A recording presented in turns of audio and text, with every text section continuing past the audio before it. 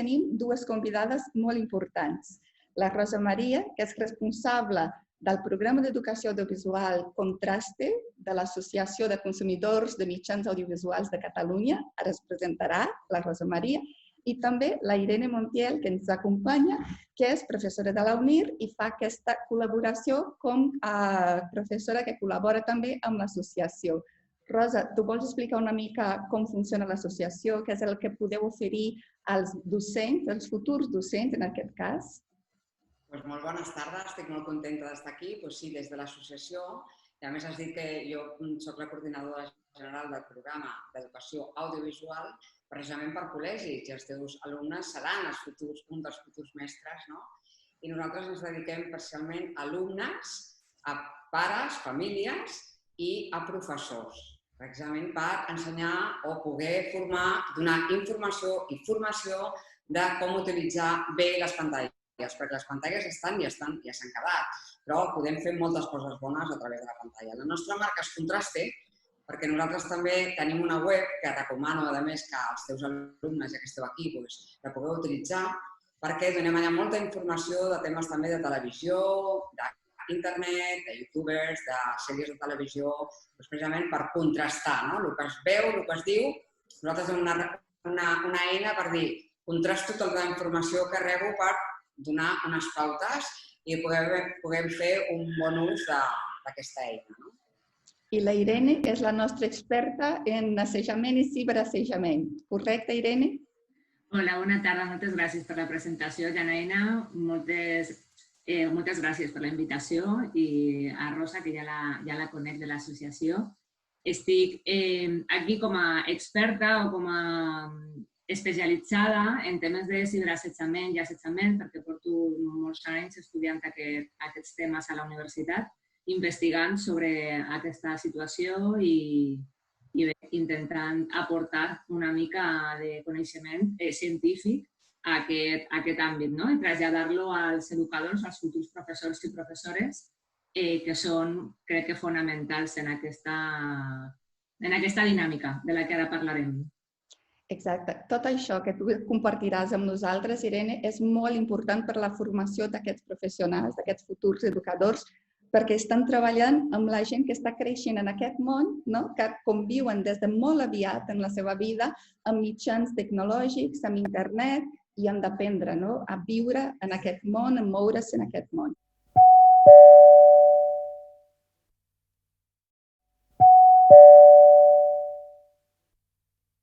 La primera pregunta que et faria fa referència a detecció. Quines responsabilitats creus que tenen educadors en la detecció de l'assajament o del ciberassajament? Bé, això és molt important, perquè el primer que hem de tenir clar és que el ciberassetjament o inclús l'assetjament sense la part tecnològica són formes de maltractament infantil. El que passa és que es donen entre iguals, com tu molt bé has apuntat. Llavors, no és una cosa de nens, no és un conflicte interpersonal, perquè un conflicte interpersonal s'ha de resoldre de forma positiva amb unes pautes, hi ha moltes estratègies per a solventar conflictes. L'assetjament i el ciberassetjament va més enllà d'un simple conflicte puntual entre dos alumnes. És una situació, és una dinàmica social de violència, de maltractament cap a una altra persona. Llavors, totes les persones tenim l'obligació de notificar, d'informar de qualsevol situació de maltractament que pugui estar patint un nen o una nena, però els educadors, pel seu càrrec professional, encara ja no és que hagin de fer-ho, és que és una obligació posar un coneixement dels serveis socials o si està en perill la vida o la salut física o psicològica de la víctima, s'ha de posar en coneixement de les forces i cossos de seguretat de l'Estat o del Ministeri Fiscal. És a dir, estem parlant de casos ja més greus o més enquistats, més persistents. Però tenen l'obligació, els futurs educadors i educadores, de detectar aquestes situacions i de posar un coneixement de l'autoritat pertinent, que en el seu cas serà el director, i, si cal, si és necessari, de les forces i cossos de seguretat de l'Estat, del Ministeri Fiscal, etc. Llavors, la detecció és fonamental, és el que ells han de fer, passen moltes hores amb els nens i amb les nenes. I quines serien, Irene, les senyals a les que haurien d'estar atents els docents? Clar, aquesta és una pregunta que jo entenc que tot el món vol saber, però no n'hi ha una resposta màgica perquè no n'hi ha un síndrome, no n'hi ha un checklist que jo digui, val, si està això, doncs és un nen víctima. No, això no és així, però n'hi ha certes senyals, canvis de comportament molt bruscos, una baixada en el rendiment escolar, nens i nenes que s'aïllen. Per exemple, en el cas del ciberassetjament podem trobar nens i nenes que no volen saber res del mòbil perquè cada cop que obren una xarxa social tenen un insult o alguna cosa que els fa sentir malament. Llavors podem trobar nens que no volen saber res de les tecnologies o al revés, que estan contínuament penjats del mòbil per veure què diuen d'ells. Llavors són sobretot fixar-nos en canvis bruscos, en situacions d'aïllament dels nens i de les nenes, perquè normalment quan es dona l'assetjament a través de les tecnologies pot haver-hi també un assetjament físic al centre. Llavors, els educadors ahí tenen més camp de visió, no? Ahí poden fixar-se almenys en aquelles persones que són vulnerables a partir d'algun tipus de victimització i estar una mica més damunt. D'acord. I si entrem ja en el que és l'intervenció, un cop hem detectat que aquest nen, aquesta nena pot estar patint ciberassetjament, què és el que hauríem de fer? Bé, això és molt important també que tinguem present que en cada centre educatiu n'hi ha, a banda del projecte educatiu, n'hi ha un pla de convivència. Aquest document, el pla de convivència, ha de contenir els protocols que s'han de seguir en cas d'assetjament, de ciberassetjament, d'abús sexual infantil, de qualsevol altra situació de violència que es pugui produir en un entorn escolar, en un entorn educatiu. Llavors, els educadors tenen l'obligació de conèixer aquests documents i posar en marxa aquests protocols. En els protocols, normalment hi ha una intervenció que es centra en la víctima, amb l'agressor, i hauria de treballar també amb els observadors, que són peça fonamental en la dinàmica d'assetjament. Llavors, aquesta intervenció s'ha de fer sempre en col·laboració amb la família, que és un altre dels punts més importants, no? El poder fer pinya, família i centre, per intervenir en el cas de la víctima, aturant completament la situació d'assetjament i, si és necessari, buscant ajuda professional d'un psicòleg, d'alguna persona que pugui acompanyar aquesta víctima en la recuperació, perquè pot tenir seqüeles i conseqüències molt greus i molt dañines. En el cas de l'agressor, hem de tenir sempre present que estem parlant de menors d'edat, de nens i nenes que poden canviar, és a dir, que tenen l'oportunitat de rectificar i llavors és molt important el treball amb ells, perquè no tornin a fer aquesta conducta agressiva, no ficar-los l'etiqueta ja d'agressors o ciberagressors, sinó són nens i nenes, nois, noies, que han comès una conducta inapropiada, inadequada, que s'ha d'aturar, però que tenen l'oportunitat de reparar el dany i de tornar a començar. I els observadors, perquè és molt important que els ajudem a ser conscients de la situació, del seu paper en la dinàmica i que si veuen algun cas, que ho facin saber a algun adult responsable. Són temes que tenen tantos aspectes diferents i tan importants, no? Ho has anomenat les famílies. I jo no sé quina conversació seria la més difícil d'explicar a una família que el seu nen és un ciberassejador que està assejant un company, no? O si és a la família de la víctima, no? Explicar què és el que està passant o recolzar-la d'alguna manera, no? No sé si tens algun suggeriment que podries oferir aquí als educadors que han de parlar amb les dues parts. Ja, a veure, són difícils les dues converses, però és veritat que com a educadors és molt important mantenir la confiança i el suport de la família. Llavors, connectar amb la situació que estan vivint. Tant si és la família de la víctima, per exemple, és molt important donar-li el recolzament i els recursos, sobretot, de poder redirigir-los cap a un terapeuta, cap al que necessitin en cada moment. I en el cas de l'agressor crec que pot ser inclús més difícil perquè moltes famílies no es creuen o no poden creure que el seu nen o la seva nena, que és un bon nen, una bona nena, un bon noi, una bona noia, hagi estat ciberassetjant a un altre a través d'internet. És com que no, perquè pensem que els ciberassetjadors són, no sé, són psicòpates, són monstres, són... Pedòfils.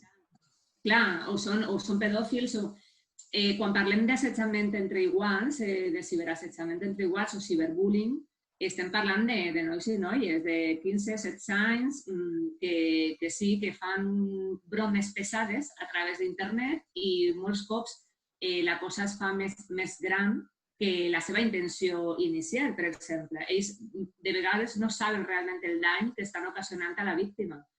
Llavors, és molt important acompanyar la família també en aquest procés d'assimilació, de comprensió del que està passant, sobretot, i evidentment, la violència és injustificable i s'ha de treballar això amb la família, però sempre des de l'amor, des del missatge de bé, t'has equivocat, això no es fa, no es pot fer per això, és important que reparem el dany a la víctima, nosaltres t'anem a ajudar, intentarem fer el possible perquè no tornis a cometre aquest error. Llavors, són converses diferents, però el punt de l'educador ha de ser sempre una mica molt empàtic, molt de posar-se en la pell d'aquesta família, no minimitzar en cap cas el que està succeint, perquè molts cops els adults, en general, no els educadors només, en general tendim a minimitzar i a pensar que això és cosa de nens, que ja se'ls passarà, o inclús que això els fa més forts i això no és realitat. Quan un noi, una noia de 12-13 anys està patint una situació de ciberassetjament, ho està passant realment mal. I llavors la labor de l'educador és estar al costat de la víctima o de l'agressor i de la família per donar-li tot el suport que pugui. Només un detall que ara m'estaven recordant quan sentia l'Irene parlar, que des de l'associació hem vist a vegades els professors que donen sessions inclús amb un altre tipus de sessió que jo recordo que era sobre xarxes socials, i del que ha dit ella, perquè moltes vegades hi ha bromes, que ho ha fet així la Irene, no? Que no són bromes, en realitat. I una altra persona que està en un moment, que a més no sabem en quin moment personal, potser els seus pares estan separant, o hi ha abusos a casa seva, o estan tothom a l'atur i hi ha molts problemes, jo què sé. Cada família, cada nen està passant una problemàtica fora de l'escola. I potser tu dius a algun, com estic recordant un dia en un col·legi, te voy a matar i no sé què. Llavors, clar, l'altra persona diu, no, era una broma. Bueno, és que depèn del context. Depèn si és un WhatsApp de grup que tots comencen a dir en un WhatsApp general de la classe, tothom això i l'altra persona potser ho està passant fatal per un tema personal o efectivament és més vulnerable o està, jo què sé, justament amb una anorèxia, per exemple, o sigui, més problemes i clar, és com agafar de rematar. Llavors, jo crec que com una pauta pels educadors, pels futurs educadors que són els que estan escoltant ara, de fer també com, potser, com pensa, una tutoria, fer com coses que es poden fer, coses que no, perquè a vegades donem per suposat que això no ho fan perquè ja s'entén que això no és bo. No, bueno, cuidado, perquè ara els nens no entenen això. Llavors, hi ha que tornar a recordar moltes vegades de dir, cuidado, perquè hi ha altres persones amb altres circumstàncies. Darrere d'un mòbil, per exemple, o darrere d'una pantalla hi ha una persona. No estem jugant amb una màquina. Això és el més important. Que molts cops, precisament per aquestes característiques que té el ciberespai o que tenen les pantalles, que sembla que no hi ha ningú a l'altre costat o que jo sempre poso el mateix exemple. Si jo faig plorar a una persona amb un mail, per exemple, jo no la veig plorar. I normalment, si tot està com ha d'estar, si jo sé o noto o veig que la persona està plorant, que està patint per alguna cosa que jo estic fent, normalment la tendència humana natural és de voler pagar el dany, de voler... Llavors, clar, si jo no tinc aquesta imatge, no sé i no empatitzo, no connecto emocionalment amb l'altra persona, no sé si està patint. I, de fet, i a col·lació el que estàs dient, Rosa, és superimportant perquè precisament un dels principals factors de risc per a convertir-se tant en víctima com en agressor és haver patit altres situacions de violència. És a dir, normalment aquestes víctimes, o inclús els agressors, també els ciberagressors, han patit ells situacions de violència. Llavors, són nens i nenes que ja tenen la motxilla prou plena, saps? I aquestes bromes que potser a una altra persona no molestarien o no donarien tanta importància, amb aquestes persones més vulnerables en aquesta... doncs sí que fan molt de mal. També has parlat d'aquest paper que tenim junt a la família del ciberassejador. Em preocupa molt aquesta persona, aquest jove, perquè és una persona que després, com a sistema educatiu, lliurem a la societat. No? Després veiem tantes coses dolentes que passen més endavant i potser pensem d'haver fet una bona feina educativa quan les coses encara eren manejables, no? Aquí dins d'un context escolar, això seria molt important. No sé si tens alguna recomanació, algun suggeriment o experiències que tinguis en aquest camp de l'educació, de les mesures educatives que s'han de fer amb aquests joves. Aquests alumnes en particular seran professors d'infantil i de primària. Ja en infantil, inclús abans, es pot començar a treballar en coses, en aspectes que ens van ajudar després tant a prevenir com a facilitar la intervenció que fem. És a dir, n'hi ha moltes coses que se poden treballar abans que tinguem la situació. I un cop ja la tenim, doncs el que hem de fer és reforçar aquestes coses que han fallat d'alguna manera. És a dir, si hem de treballar amb la víctima, per exemple, de segur haurem de treballar la seva autoestima, la seva autoconfiança, la seva xarxa de suport, la seva cohesió familiar. Haurem de treballar aquests aspectes per fer-la més fort o ajudar-la a que l'impacte sigui menor. En cas de l'agressor, haurem de reforçar o de tornar a treballar tots els aspectes d'educació emocional, de gestió de les emocions, de gestió de la ira, de... Valors. També. El què, perdó? Valors, tolerància, respecte. Els valors, la tolerància, el respecte, la importància de les relacions saludables. Què és una relació d'abús de poder? Què és l'abús de poder? Què has sentit tu en aquesta situació en la que tu dominaves a aquesta persona? Per què necessites dominar aquesta persona? Quins models de relacions tens al teu costat, al teu voltant, que t'estan fent pensar que aquest és el model adequat de relacionar-te? És a dir, es poden fer tantes... El problema sempre són els recursos, clar, però ahí està la motivació també de cada professor i de cada educador de fins a on pot implicar-se o tenir els recursos. Bé, potser jo ara mateix no puc fer això, però et puc derivar a aquesta associació, a aquesta pàgina web. N'hi ha moltíssims recursos. Ara ja m'has parlat del que t'anava a preguntar, que era com d'aviat s'ha de començar a fer aquesta prevenció, no? Perquè tinc alumnes que són estudiants d'infantil i que diran no, això de ciberassetjament no va a mi. No, mira, Janina, nosaltres des de l'associació fem xerrades, jo faig xerrades a les llars d'infants. Molt bé. Sobre l'ús de la tecnologia, l'ús de les pantalles, perquè tot està relacionat. Si tu a un nen li substitueixes el xumet per un mòbil, per desgràcia això està passant, està a l'ordre del dia, nens i nenes menors de 2 anys que ja consumeixen continguts digitals inapropiats completament, això genera, o dit d'una altra manera, el que fa és que d'alguna manera estem impedint que aquest nen aprengui a desenvolupar la seva capacitat d'autocontrol. Aquest nen, probablement, i dic probablement perquè això no és sota cavall rei, és a dir, són increment de probabilitats, quan sigui més major probablement tindrà més rabietes, li costarà més aprendre a controlar les seves emocions, la seva ira, la seva frustració. Si a això li anem sumant més coses, doncs acaba jugant a videojocs 3 hores diàries. Acabem tenint adolescents de 15-16 anys amb més probabilitats de convertir-se, per exemple, en ciberagressors o inclús en víctimes. És a dir, és que al final tot està relacionat. Llavors, quan s'ha de començar a treballar per prevenir el ciberassetjament? Des del naixement. Des del vincle segur amb els nens, passant per el temps que passem amb ells, els models que els donem de relacionar-nos, els valors que es respiren a la família, els nens i les nenes aprenen per imitació. Llavors, el que ells veuen al seu voltant, els seus pares, els seus cosins, és el que van aprenent com a normal. I quan entren per primer cop a l'escola, en l'educació infantil, doncs comencen a relacionar-se, sorgeixen els conflictes.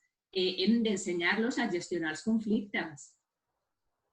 Per exemple, doncs fent aquestes coses ja estem prevenint les situacions d'assetjament i de ciberassetjament.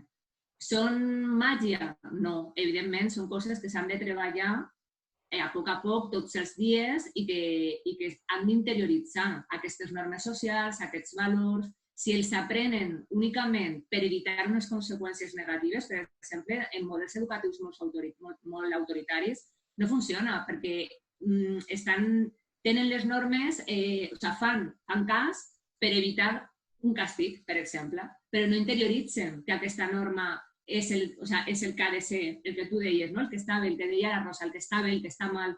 Doncs si s'ha de recordar una i 1000 cops que per a viure en societat, per a viure de forma pacífica, hem de respectar els altres, no està bé, doncs, no sé, burlar-se d'algú, doncs ho repetirem fins que faci falta. I ahí són els models, són les persones que més estan amb els nostres fills i filles, més que nosaltres.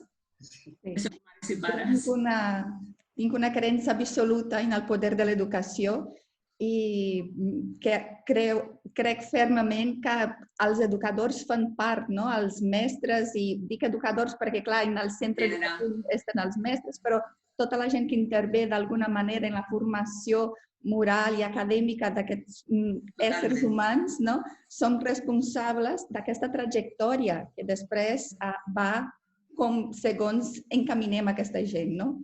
Rosa, tu volies dir alguna cosa?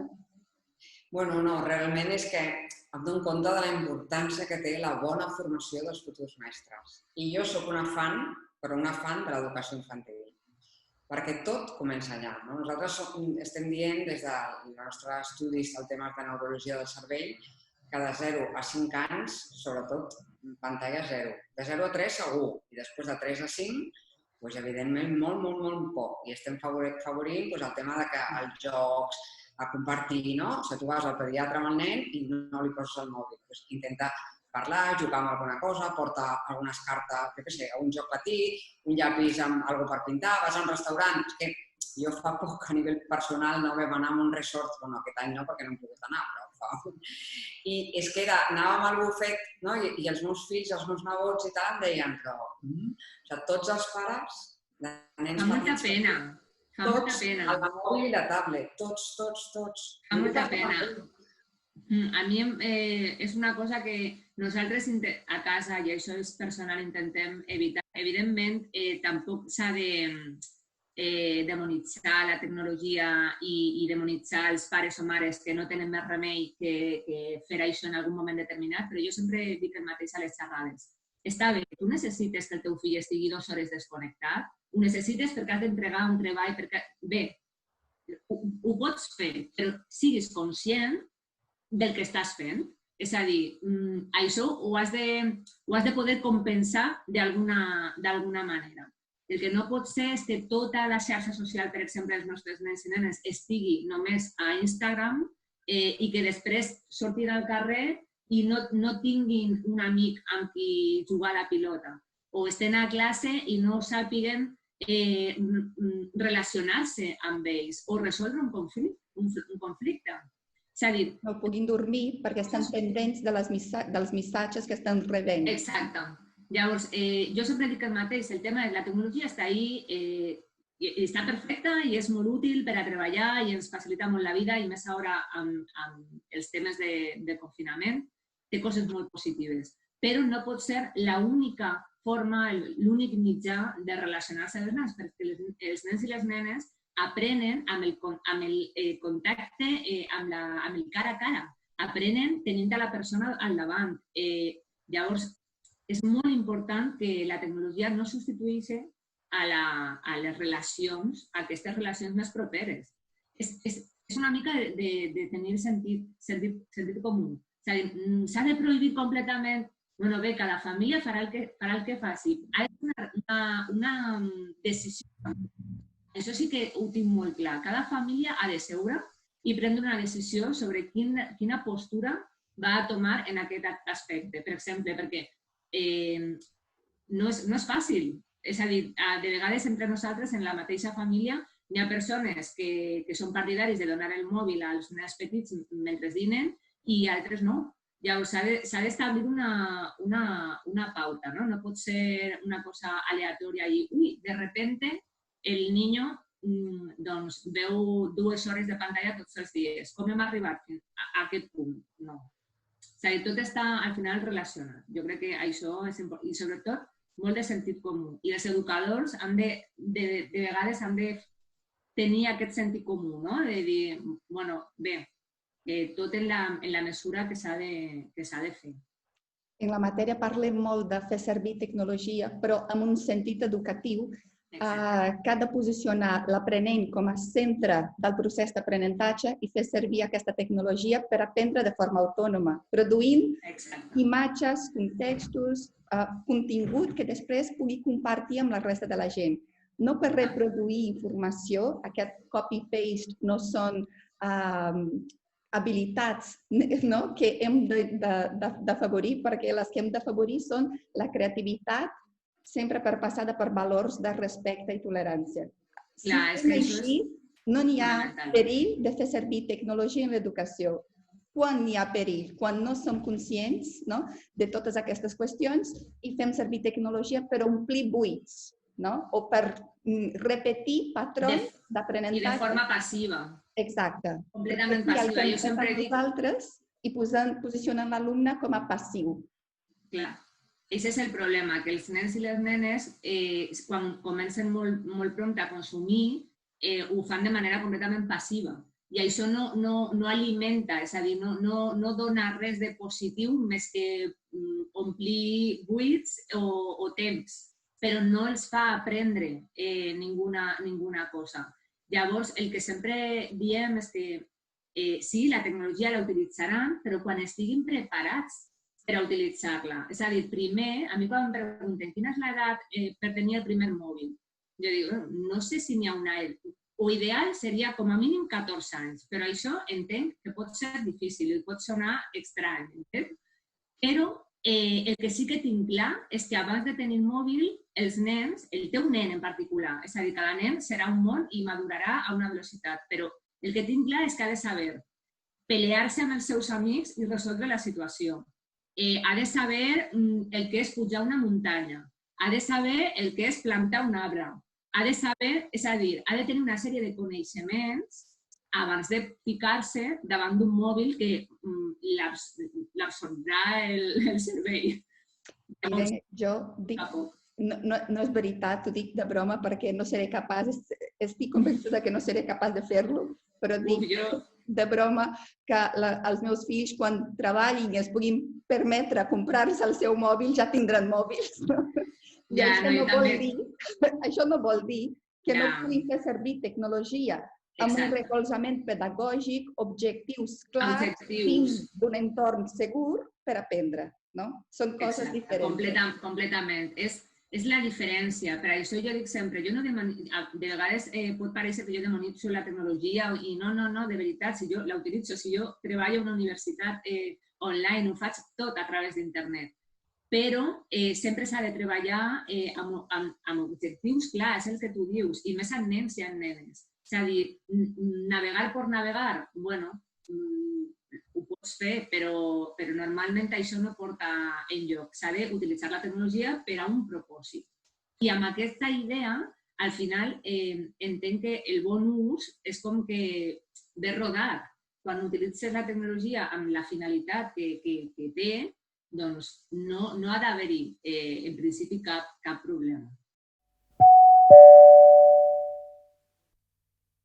ja entrant en el terreny del grooming, no? Quan un adult es guanya, un adult o una persona que sigui més gran, no? Que l'adolescent o el jove, es guanyen la seva confiança fent servir mitjans digitals i intenta beneficiar-se d'alguna manera, no? D'aquest nen o d'aquest adolescent.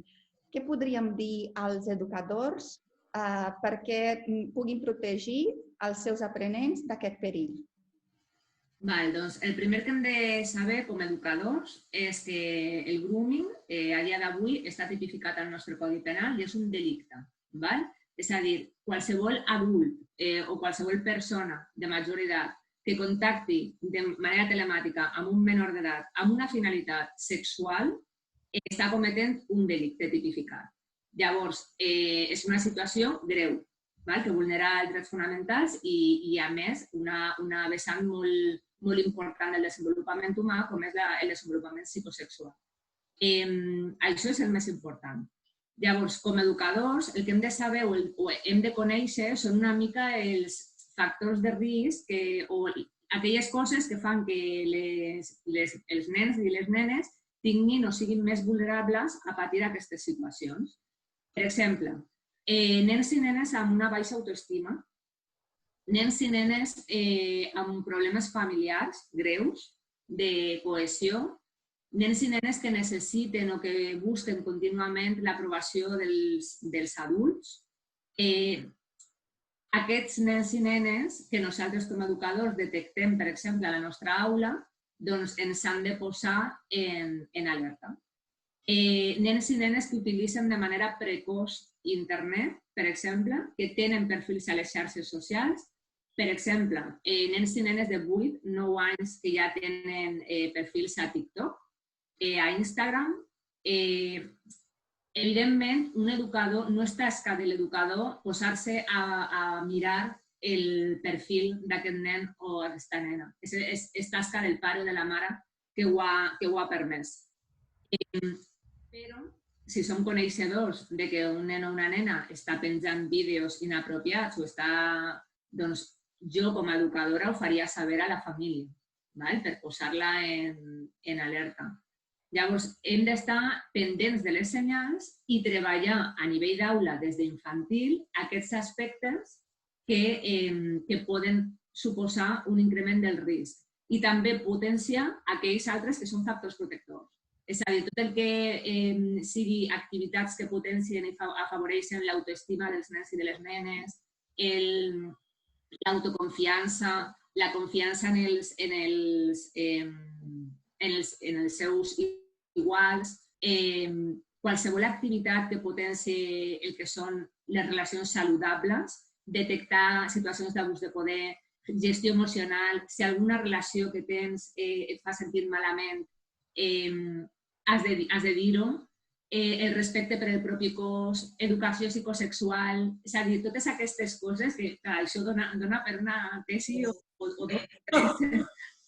estic donant molta informació, però jo sé que poso ahí moltes idees i després cadascú mirarà per on li interessa, però són moltes coses les que es poden fer com a educadors. Quan tenim situacions de sexting, per exemple, són la mateixa persona que comparteix informació de caire sexual, personal, amb una persona en què confia en un moment donat. I veig, per exemple, adolescents que de forma molt precoç han començat a fer servir tecnologia i fer-se vídeos, fer-se àudios és part de la seva vida diària i potser no acaben de veure que com que després la vida canvia i aquesta persona no podràs tenir per sempre la confiança en ella, no tenen por a compartir aquesta informació o respecte.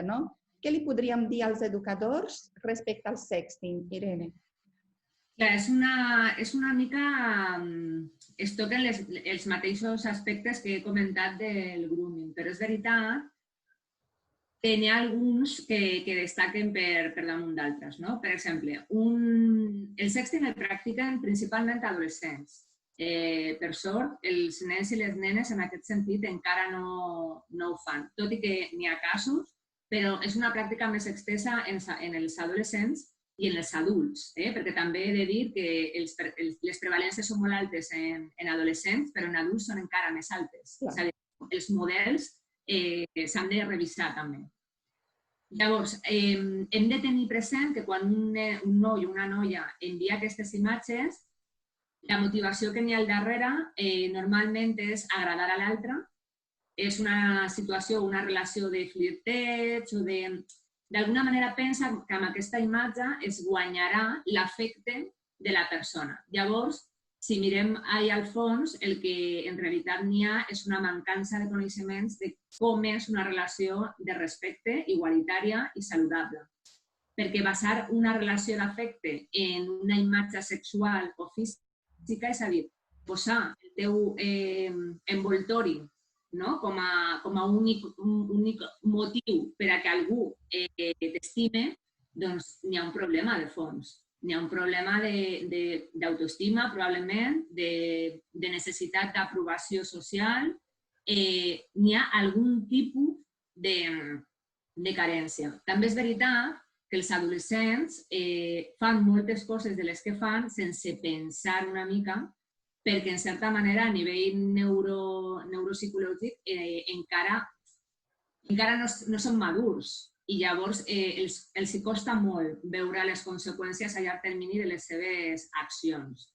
Llavors, si es pot parlar amb ells, es pot explicar, per exemple, que enviar una imatge d'un menor sexual, tot i que l'envies tu, pot constituir un delicte de distribució de pornografia infantil.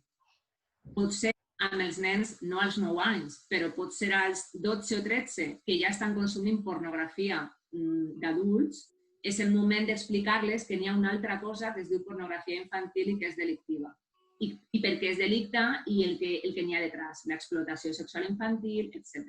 És a dir, són termes molt forts, però en algun moment s'ha de començar a parlar amb ells. Clar, si ells mateixos es fan imatges i les posen a disposició de tothom, tenen el perill que algú abuse en algun moment d'aquesta situació. Llavors, les imatges de sexting estan relacionades després amb situacions de grooming, amb situacions de sextorsió, que els extorsionen a canvi de diners per no distribuir les imatges o per demanar-los més imatges, o amb situacions de revenge porn, que es diu, porno en venjança, que és quan, per exemple, es difonen les imatges després de trencar aquesta relació d'amistat. Clar, som molt amics o som parella i jo t'envio una imatge, però després demà ja no som parella. I llavors tu, per a humiliar-me o per a venjar-te de mi, difons aquesta imatge. I això pot arruïnar la vida d'algun noi o d'alguna noia que estan en una edat en què l'aprovació social i el que pensen els demás és molt important per a ell. Llavors, jo crec que és molt important que els educadors sàpiguen aquesta situació i intenten treballar les coses que hem estat comentant. Relacions saludables, autoestima, privacitat, intimitat, respecte per al propi cos, conèixer el seu cos, educació psicoafectiva i psicosexual. Jo crec que hi ha dues qüestions que d'alguna manera estan transversals, no? Una que és la comprensió de què és l'amor, no? Entendre i viure relacions afectives, amoroses realment, i l'altra que és la comprensió del que vol dir parlar en públic en l'actualitat, no? Perquè l'esfera pública potser avui no l'hem d'entendre com ho fèiem abans. Rosa, no sé si tu vols, des de l'associació teniu molta experiència en aquest àmbit. No sé si vols afegir aquí el teu gra de sorra. Ja, és que hi ha tantes coses. Nosaltres, clar, el target més important és el menor, no? I això per això estem aquí, no? Perquè seran professors de primària i d'infantil, no? I ens dona molta pena perquè veiem que ha canviat el concepte d'intimitat. Tu parlaves del de l'amor, que ja ho parlarà, que penso que ho farà millor la Irene, però nosaltres estem molt preocupats, sobretot quan parlem i donem voltes o coses de temes de xarxes socials, no? Tornem a parlar d'aquest valor que no ho entenen. no? Perquè tot això públic ha canviat, no? O sigui, ens pengen una cosa, envien un missatge i no es donen compte que han perdut la propietat, ja no poden controlar aquest missatge. El que Irene acaba d'explicar del sexting, no? O sigui, jo envio una foto i em penso que l'envio aquest noi o aquesta noia només perquè, clar, m'agrada o no m'agrada, o són parella o no són parella o el que fos, no? I penso, bueno, entre ell i jo. No, entre ell i jo no, perquè després, pum, no? Pot haver, doncs, això, o trenques o no trenques, o l'altre riu, o jo què sé, i de sobte és públic. En recordem que fa no molt poc temps va passar el famós cas Iveco d'una persona que era adulta, precisament perquè algú va trobar un vídeo d'aquesta persona que treballava a l'empresa Iveco, per això he dit que era el cas Iveco, no? Que eren vídeos de contingut sexual que aquesta persona havia pensat que feia molt, ara ja estava casada, tenia fills, va ser una bomba que algú el trobés i ho pugés, no va poder i es va suïcidar. Això els mestres poden servir com exemples, coses del dia a dia, que no fa falta anar a investigar molt, moltes vegades, i comentar-ho, clar, depèn de l'edat. A mi un nen de 5 anys no explicaràs a casa Iveco, no? Escola, no. Però que jo crec que els mestres tenen com que agafar exemples de la vida i dir, bueno, fa 4 dies va passar això, no? Un altre exemple també de no fa gaire, que precisament a WhatsApp una noia va acusar una altra, bueno, la va amenaçar de mort i tal, bueno, van matar una noia en un institut. La van assassinar, no? Llavors, clar, després la policia, gràcies a que res és privat, va poder la ciberpolicia agafar tots els missatges de WhatsApp i va trobar, i gràcies a això va poder localitzar a la noia que la va matar. Llavors, a vegades aquests exemples són els que ells no es donen compte. Ah, no és privat! Bueno, no, perquè per això hi ha una nube central, per dir-ho d'una manera, que té tot agafat, i llavors, gràcies a això, la ciberpolicia pot fer també tots els casos de ciberassessament, bullying, tot, gràcies a això podem arribar a aquestes persones. Clar, precisament, mira, ara que ho has dit, m'has fet pensar, una de les coses que es pot fer a nivell educatiu, per una banda, ajudar les famílies a entendre aquestes coses perquè les traslladen als fills i filles. I d'altra banda, crec que també és molt important que donin exemples contínuament de coses, per exemple, que es pengen a la xarxa i al cap de 2 dies ja les ha visualitzat, no sé, 2 milions de persones. Exemples molt senzills, com el que va fer també una mestra, per exemple, no han de ser negatius, ni molt menys, poden ser positius, però que els nens ja des de molt petits, molt petitons, d'alguna manera s'assabentin que qualsevol cosa que es penja a la xarxa pot, de forma molt ràpida, arribar a moltíssima gent.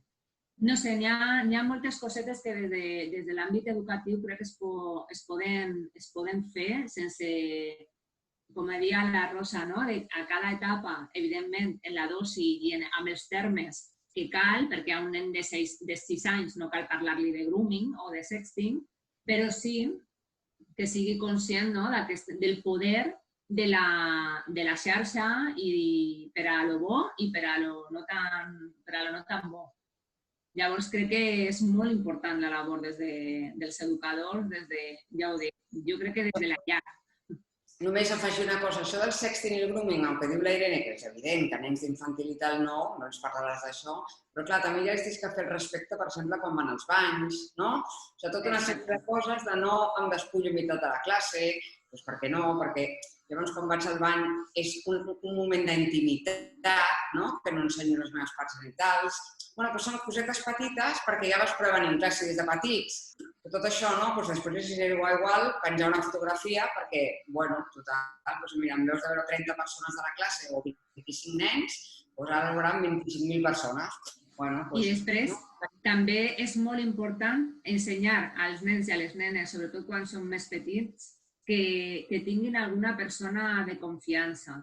Molts cops, quan als nens els passa alguna cosa, no saben a qui acudir o a qui... Llavors, és important que als centres, els educadors o els tutors, que no ho donen per suposat. No, ells ja saben que jo soc el tutor, que poden contar-me qualsevol cosa. No, digue-li. Digue-li. Que tu ets el seu tutor, que tu vas a vetllar per la seva seguretat i que si qualsevol cosa, per petita que sembli, li fa sentir malament, que pot comptar amb tu. Això crec que és fonamental. Crec que és una cosa que fem també els pares i les mares, però els educadors també és important que ho facin. És a dir, no donar per sentat algunes coses i si cal repetir-les es repeteixen, no passa res. No és el primer dia de classe jo vaig dir i fins al juny no. Tenen que saber, estic aquí, qualsevol cosa, i després també el còmplice, no? El nen que sap que està passant alguna cosa, però tenen com una visió ara de no ho diré perquè, bueno, hi ha coses que sí, hi ha secrets i intimitat d'un company que no tens que dir, perquè t'està explicant, per exemple, hi ha un problema a casa meva i no sé què, t'estic explicant de confiança, això no ho tinc que explicar a ningú, però si jo sé que un company de la classe està fent alguna cosa dolent o un altre company o companya, és igual, de la meva classe, però potser m'ho tinc que pensar i tinc que anar sense dir, potser dir al Són missatges senzills, els secrets no fan mal. Si algú et demana que tinguis un secret i això et fa sentir malament, això no és un secret, has de contar-lo. Els secrets han de ser positius i llavors n'hi ha moltes persones, i quan jo treballava a la Fundació Vicky Bernadet també ho deien molt a les formacions, que els secrets que són positius no són secrets, són sorpreses. Canviem una mica el llenguatge. Es igual que lo de chivato. La palabra chivato debería desaparecer del vocabulario de los niños. ¿Vale? Porque si tú ves una situación de violencia, de injusticia, ho has de dir i ja està. No, és a dir, que els educadors ahí crec que tenen un paper fonamental. Irene, Rosa, ens heu donat molta informació, moltes idees. Ara, amb el que m'estàveu dient, ja tinc idees d'activitats que faré amb els educadors, amb el chivato, establir mitjans de comunicació amb les famílies, establir aquests espais de comunicació afectiva, oberta amb els nens també, no? Això de començar la comunicació, establir aquesta comunicació. M'has d'explicar alguna cosa? T'ha passat alguna cosa? Perquè, clar, una cosa és dir, explica'm quan vulguis el que vulguis. Una altra cosa és preguntar, no passa res per preguntar, no? T'ha passat alguna cosa? No? Exacte. Això és establir des d'una perspectiva més proactiva la vigilància, la protecció d'aquests infants que són responsabilitat nostra, no? En nom de 400 estudiants que veuran aquest vídeo, us dono les gràcies a la Rosa i a tu, Irene, i desitjo que tots els aprenents que veuran aquesta informació que heu compartit amb ells puguin reflexionar, posar en la pràctica i formar-se per ser educadors que respectin i formin pel respecte. Molt bé, moltíssimes gràcies, Janaïna i Rosa. Gràcies, un honor. Adéu, Rosa, adéu, Irene, moltes gràcies.